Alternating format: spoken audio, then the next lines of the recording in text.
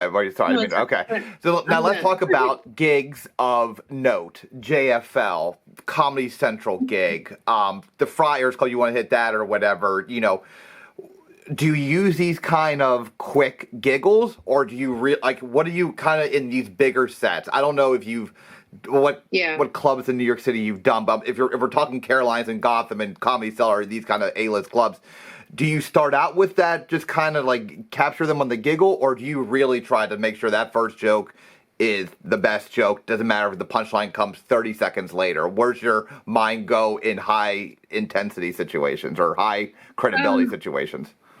I think when people are like much more like at a show and it's a show Mm-hmm. environment, you have just a couple more seconds to set it up. Mm-hmm. But I remember when I auditioned for JFL this second time, which is when I got it, Mm-hmm.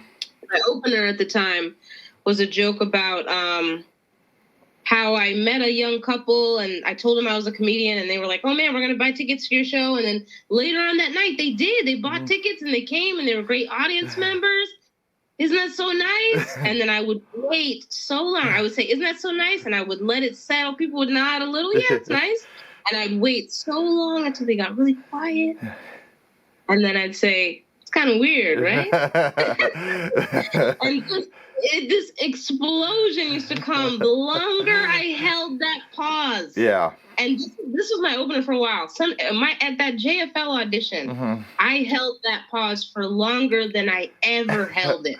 Yeah. I said, it's kind of nice, right? And I was quiet for so long, and people were starting to stir, like, well, she just stopped talking. Well, where are we going with this? And I said, kind of weird, right? Kind of had me suspicious, right? And like, then I unfold this whole joke about, I felt like these guys are trying to sleep with me, and like that's cool. But then they were like, no, we just want to support you, and like weird. I don't need that. And so it unfolds into this joke of like me telling people like I'm a piece of shit. I don't want this type of love and support. It's freaky. It's weird. I don't like it. But in a moment like that, it's.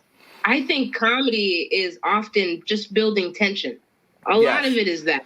So when you are in control, and you are really like, you're emceeing, you're the master of ceremonies, you build up the tension and you release it, especially like at JFL, it was so important. Like it looked like I wasn't really trying. It looked like she's just funny. God should know. Yes, I am. Trust me, I am. But it was more so planning. It was more so me knowing I want to show them the range I have, the control I have. I want my set to sound drastically different than everybody else's set. Yeah. No, so I definitely plan whenever I'm in a club. I plan for my heavy hitters, big laughs, build tension.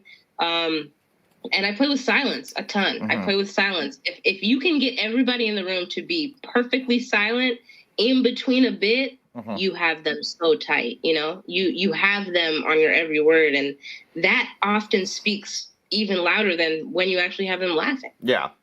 No, I mean that's incredible advice.